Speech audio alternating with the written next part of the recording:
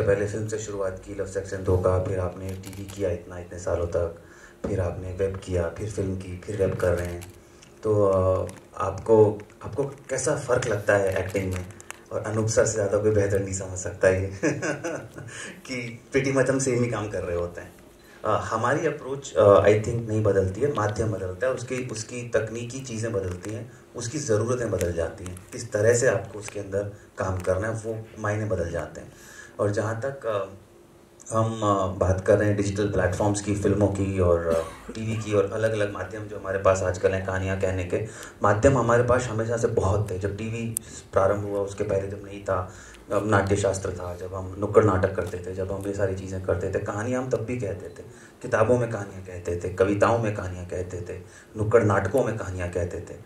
तो माध्यम जैसे जैसे बदलते गए, कहानियाँ कहने के तरीके बदलते गए, ऑडियंस का उनको देखने का नज़रिया बदलता गया। और वैसे ही हमारी जो कला है वो इवॉल्व होती गई साल दर साल तकनीक के साथ। और आज जो हम सभी जो बात कर रहे हैं, जैसा आनंद सर ने भी कहा, और कि एक दौर था जब लिमिटेड सीरीज़ हुआ करते थे और हम तो खाली ऑडियंस, बहुत छोटे बच्चे थे सर जब आपके शोज़ हम देखा करते थे और उन्हीं पे हम बड़े हुए हैं। तो I think today if we are sitting here, it is I owe all these things to stories that you guys have said and that we have grown up watching and getting inspired from. कि एक कोई show बना देंगे, कोई channel बना देगा और फिर वो ये प्रूव करेगा, देखिए हमने तो कोशिश की थी कुछ अलग बनाने की लेकिन चला ही नहीं। अरे लेकिन भाई, अगर आप 10 जंक फूड दे रहे हैं और उसके बीच में आप एक हेल्दी फूड सर्व कर देंगे तो ऑब्वियसली जो खाने वाले लोग कहेंगे यार ये फीका है यार, या इसमें उतना स्वाद नहीं है, वो जंक ज्यादा अच्छा है। आपको लेवल चेंज करना पड़ेगा। आपको 10 में से 9 हेल्दी फूड सर्व करने पड़ेंगे और एक जंक देना पड़ेगा, तब जाकर लोगों का टेस्ट चेंज होगा। आपने टेस्ट बदल के और फिर उसी टेस्ट को कंटिन्यू किया और फिर आप ये अपने आप को बचाते रहते हैं ये कहकर कि नहीं यही कंटेंट चल रहा है आजकल, ऑडियंस यही पसंद कर रही है। आप तोड़िए ना उसको, मत दीजिए उनको ये जंक। तो ये बड़ा एस्केपिस्ट एटीट्यूड है, ये बड़ा बिजनेस, क्योंकि वक्त बर्बाद नहीं करना चाहते। Nobody wants to take the time, ठीक है यार ये चलता है ना यही बनाओ यार।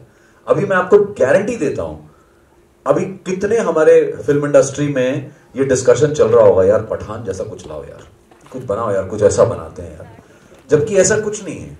बीच में थोड़े टाइम पहले तक ये बज हमारे यहाँ डिस्कस होता था, oh you know we are not making good Hindi films, South people are making very good Hindi cinema, very good cinema. But I personally feel, जो मेरा ऐसा ओपिनियन है, ये मेरा पर्सनल, कि ऐसा नहीं है। साउथ वाले काफी हद तक अपनी रूट्स को पकड़ के रहे। You know, they didn't get very carried away by the whole Western culture of filmmaking. हम हिंदी में कहीं ना कहीं हम थोड़ा कैरिड अवे होते रहे वक्त के साथ साथ। हमने अपनी कहानियां हिंदी में बनानी बंद कर दी। जैसा आशीष ने भी कहा कि लिटरेचर में इतना कुछ है यार, बना के तो देखो एक बार, कोशिश तो करो। नहीं सर, वो अरे आप उसको नई अप्रोच के साथ बनाइए। The inception of Indian television, I have been in this journey. It's been a 40-year journey for me. और इसमें बहुत कुछ देखा मैंने। That's why I thought कि ये बहुत ज़रूरी था ये डॉक्यूमेंट करने का, because the fear of this being lost, all the beautiful moments of Indian television being lost, इसलिए मैंने वो किताब भी लिखी है, Once Upon a Prime Time. But like I said, you know, it's like coming back to roots. Web series जो हैं उसमें one gets the scope to perform characters जो हम पहले नहीं कर चुके हैं। I mean, Scam जैसे एक web series has given me a lot of mileage and footage. तो वो जैसे मैंने कहा वो सब पॉजिटिव्स हैं, लेकिन जैसे अनूप जी ने कहा कि we should look beyond the Bible. I know we should look at the Quran and we should look at the Gita also, जो मानते नहीं है वो, you know, we want the Bible, like you correctly said, we want the Bible. What is the Bible? I mean, Bible has 10 commandments. And if I can give them 10 commandments, say, thou shalt not change my script, thou shalt not tell me what to do, thou shalt not do this. अगर हम ये 10 commandments देने लगे तो the people at the helm will not know what to do.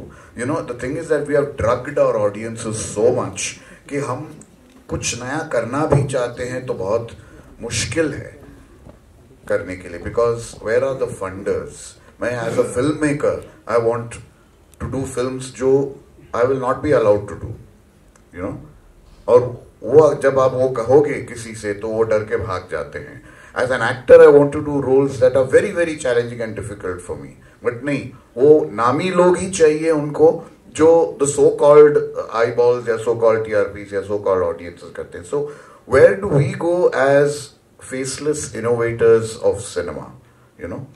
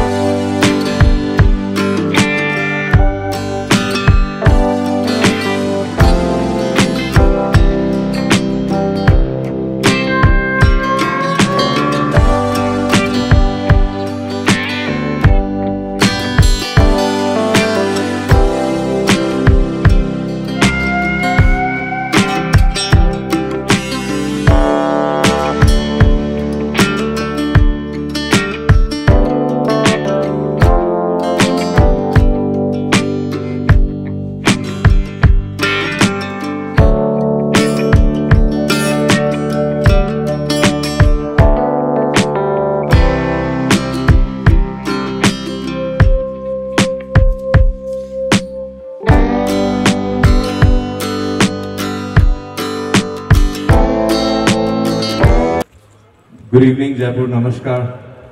और जैसे मैंने सीखा है आप सभी को खम्मा खनी।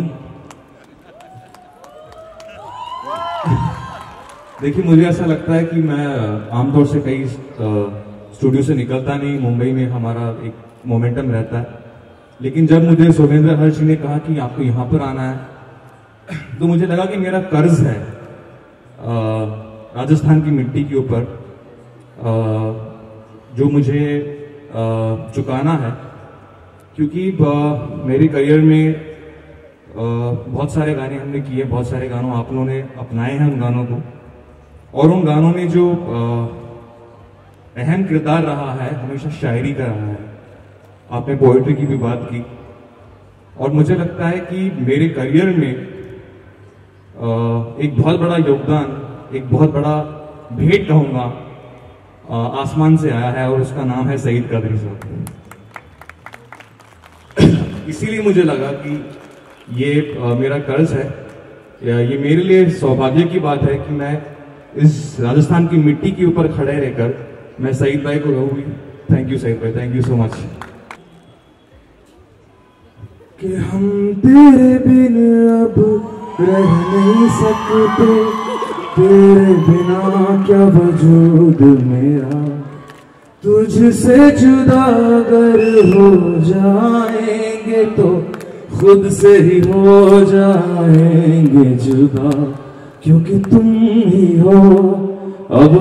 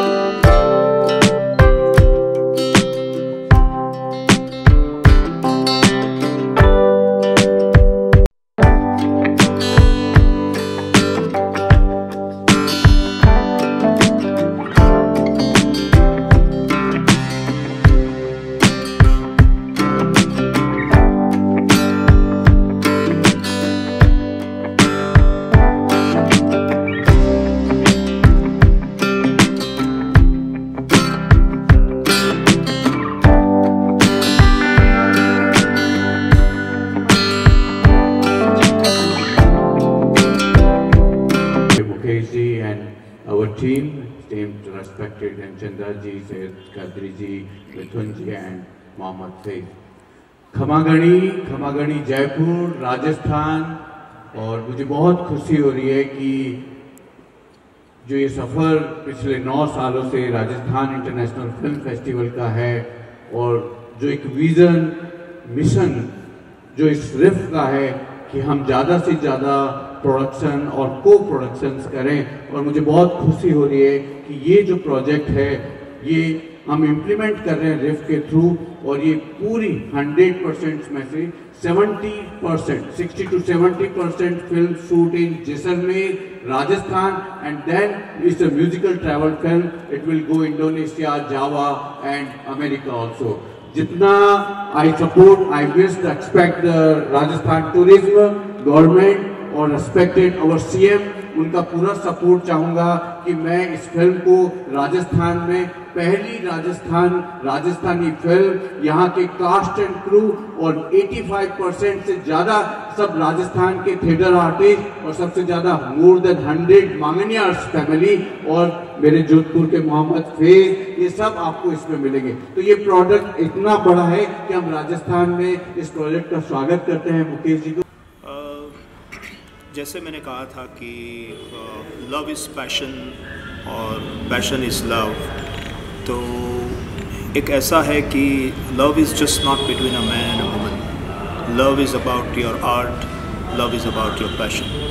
तो उस हिसाब से ये पूरी म्यूज़िकल फिल्म है जिसमें हम 14-year-old मांगनियार को इंटरनेशनल स्तर पे ले जाना चाहते हैं और उसमें म्यूज़िक इंडस्ट्री या म्यूज़िक के काफ़ी अच्छे नाम हमारे साथ जुड़े हुए हैं।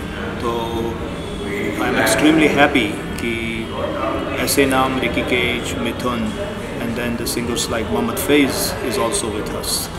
तो we will be able to take that music which is equal to the string instruments of the western world and we want to show कि इतने ही काबिल है।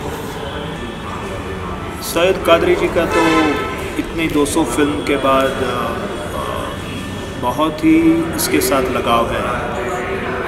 हमारी बात काफ़ी महीने पहले हुई थी, मगर सिर्फ लॉग लाइन पढ़ने के बाद उन्हें ये लगा कि he himself is very passionate.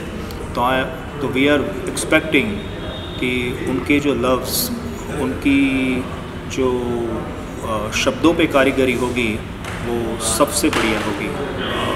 बहुत अच्छा लग रहा है। इनफैक्ट शो के अंदर जब मैं बनाने से बहुत पहले ही सर से मेरी बात हो गई थी इस प्रोजेक्ट के बारे में और काफ़ी चीज़ें बीच में चल रही थी और अब जाकर वो सब फाइनल हो गया। अभी कर रहे हैं मैं और सर कर रहे साथ और बहुत मज़ा आएगा क्योंकि राजस्थान अपने कल्चर के ऊपर है और अपने ट्रेडिशन के ऊपर है, तो अल्टीमेट होने वाला है। तू ही तो आवाज़ मेरी, तू ही तो है गीत मेरा, तू ही तो है गीत मेरा, केसरिया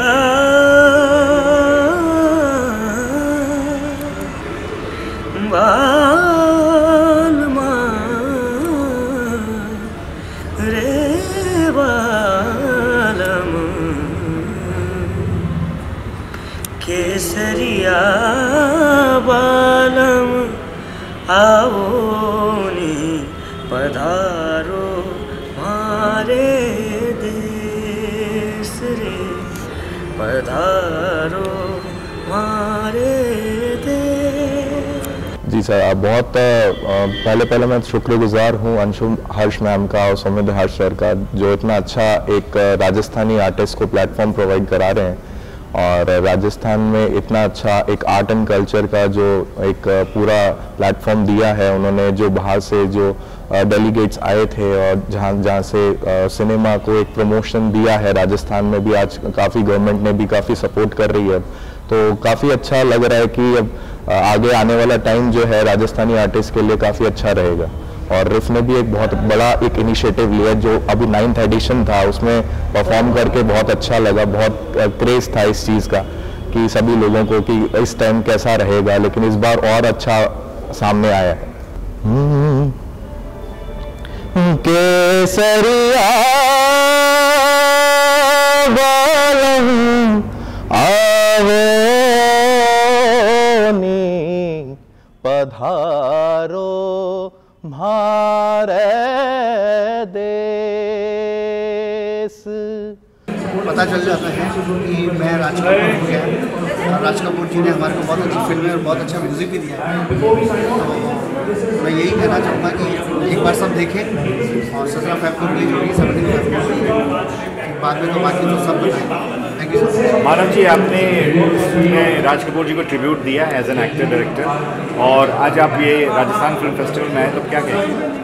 यही पहले तो राजस्थान फिल्म फेस्टिवल को बहुत थैंक यू देना चाहूँगा कि हमें इनवाइट किया और हमें ये दिया। कि हमें स्टेज पर बुलाया और अवार्ड देने के लिए हमें। बाकी मैं मेरी फिल्म के प्रमोशन में निकला हूँ। मेरी फिल्म मैं राज कपूर हो गया जिसे प्रमोट करने के लिए मैं प्रेस कॉन्फ्रेंस की हुई दिल्ली भी जा रहा और ये फिल्म मैंने राज कपूर साहब को ट्रिब्यूट की है और पूरी फिल्म बहुत दिल से बहुत क्लासिकल बनाई और मैं चाहता हूँ सब देखें। राहुल जी आप क्या कहेंगे, नरगिस को आपने ट्रिब्यूट दिया है?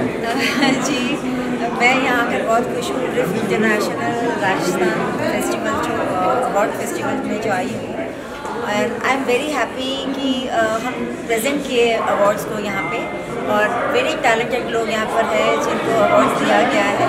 मैं बहुत खुश हूँ, स्पेशली हमारी फिल्म के प्रमोशन के लिए हम यहाँ आए हैं और फिल्म का नाम है मैं राज कपूर हो गया जो इस 17 फेब को रिलीज़ हो रही है।